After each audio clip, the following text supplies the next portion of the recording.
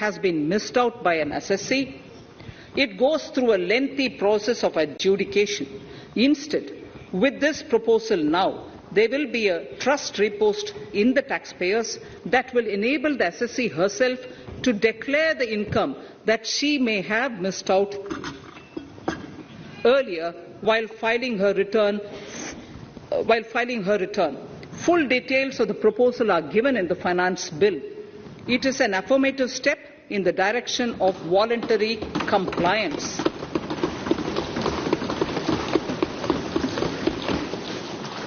Reduced alternative minimum tax rate and surcharge for cooperatives.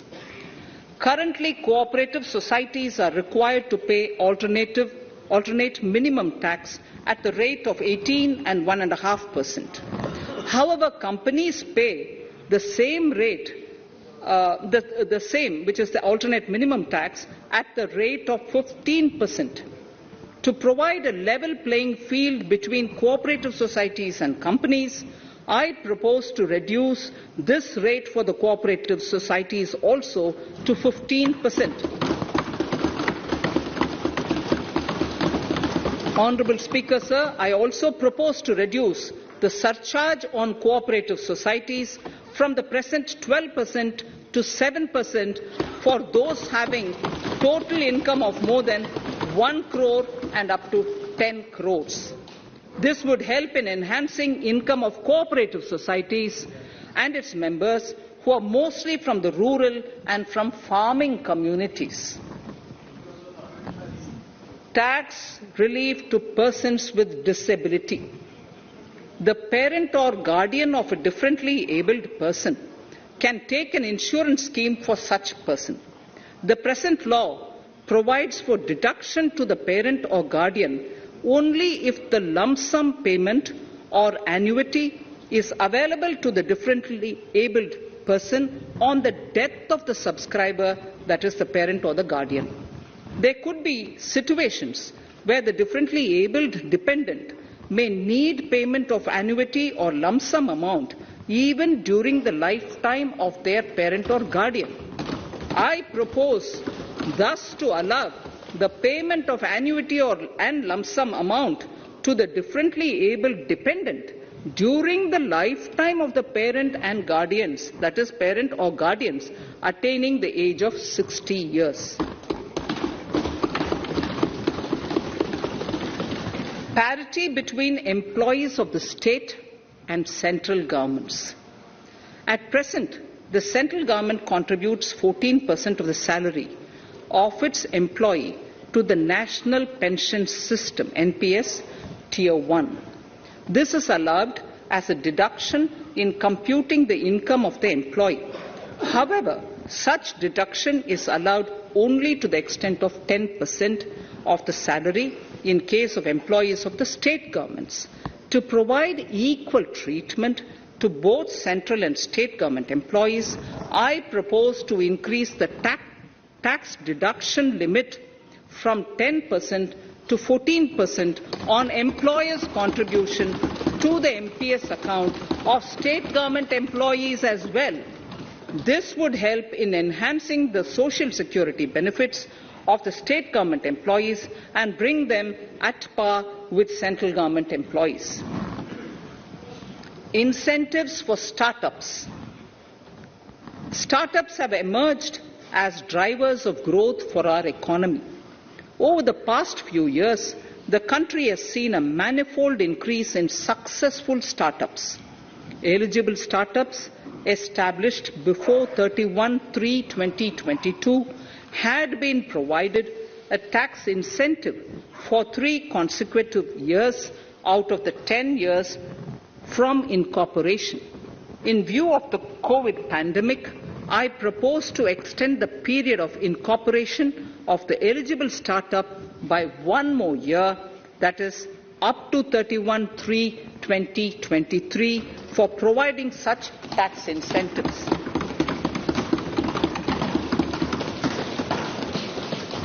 Incentives for newly incorporated manufacturing entities under concessional tax regime.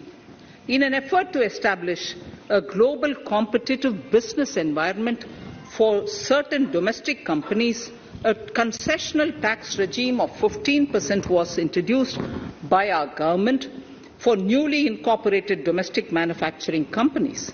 I propose to extend the last date for commencement of manufacturing or production under Section 115BAB by 1 more year, that is from 31st March 2023 to 31st March 2024.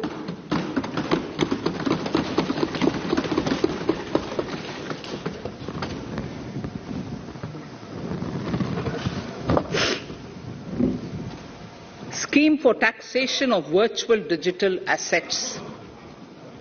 There has been a phenomenal increase in transaction in virtual digital assets.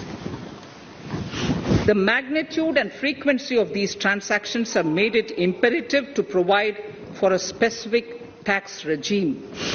Accordingly, for the taxation of virtual digital assets, I propose to provide that any income from transfer of any virtual digital asset shall be taxed at the rate of 30%, 30%.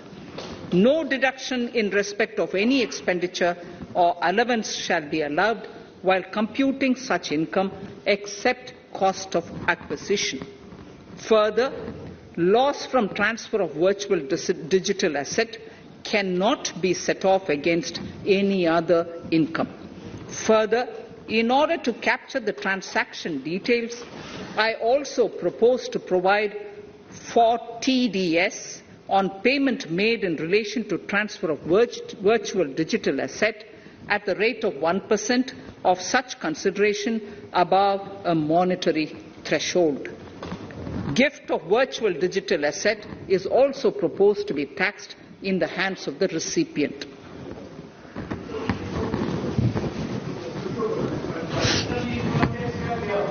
Litigation management to avoid repetitive appeals by the department. It has been observed that a lot of time and resources are consumed in filing of appeals which involve identical issues.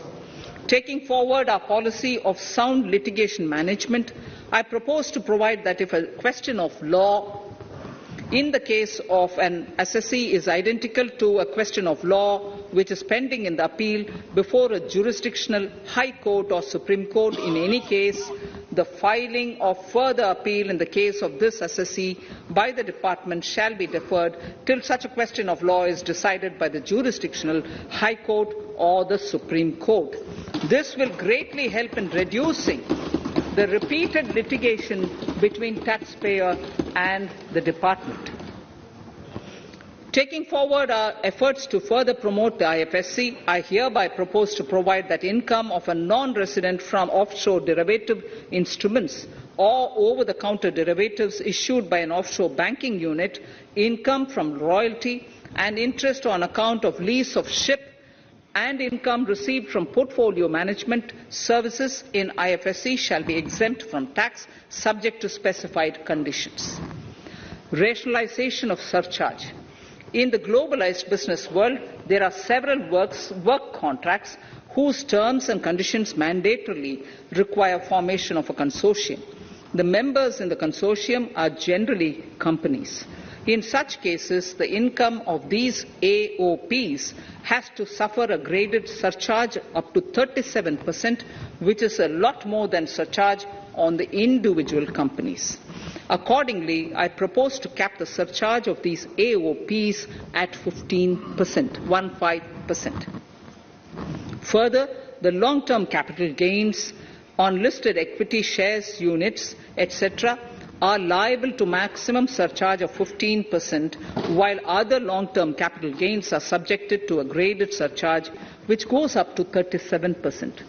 I propose to cap the surcharge on long-term capital gains arising on transfer of any type of assets at 15%. This step will give a boost to startup community, and along with my proposal on the extended tax benefits to manufacturing companies and startups, reaffirms our commitment to Atmanirbhar Bharat. Clarification in relation to health and education cess as business expenditure. The income tax is not an allowable expenditure for computation of business income. This includes tax as well as surcharges. The health and education cess is imposed as an additional surcharge on the taxpayer for funding specific government welfare programs. However, some courts have allowed health and education cess as business expenditure, which is against the legislative intent. To reiterate the legislative intent, I propose to clarify that any surcharge or cess on income and profits is not allowable as business expenditure. Deterrence against tax evasion. Honourable Speaker, sir, presently there is ambiguity regarding set-off of brought forward loss against undisclosed income detected in search operations. It has been observed that in many cases where undisclosed income or suppression of sales, etc., is detected, payment of tax is avoided by setting off of losses. In order to bring certainty and to increase deterrence among tax evaders, I propose to provide that no set-off of any loss shall be allowed against undisclosed income detected during search and survey operations.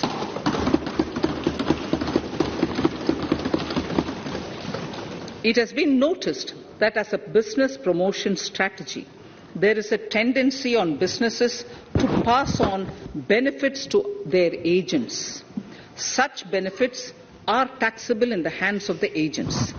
In order to track such transactions, I propose to provide for tax deduction by the person giving benefits if the aggregate value of such benefits exceeds 20,000 rupees during the financial year.